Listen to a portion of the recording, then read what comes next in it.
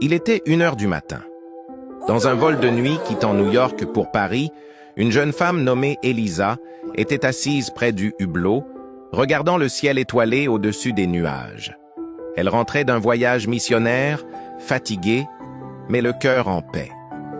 Pendant qu'elle fermait les yeux pour se reposer, quelque chose d'étrange se passait. Dans la dernière rangée de l'avion, 7 femmes, assises côte à côte, toutes vêtues de noir, les yeux fermés, marmonnaient des paroles incompréhensibles. Elles avaient demandé à être placées ensemble, et depuis le décollage, elles ne s'étaient pas levées. L'une d'elles tenait une corde rouge discrètement dans ses mains.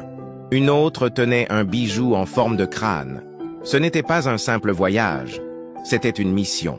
Elle murmurait « Il y a une lumière dans cet avion qu'il faut éteindre.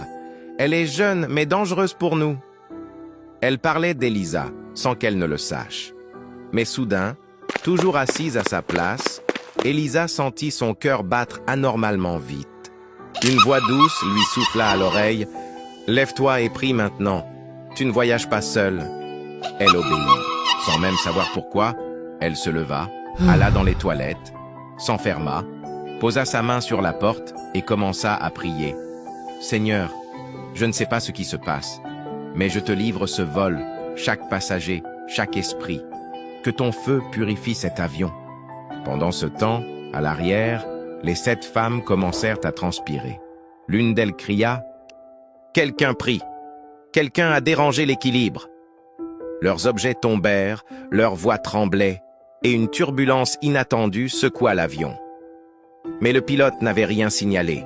Ce n'était pas un problème technique, c'était spirituel. À l'atterrissage, l'une des hôtesses confia discrètement à Elisa « Je ne sais pas qui vous êtes, mais quelque chose s'est passé pendant ce vol. Vous avez changé l'atmosphère. » Elle ne savait pas tout, mais elle savait une chose. Dieu avait combattu pour elle à 30 000 pieds d'altitude.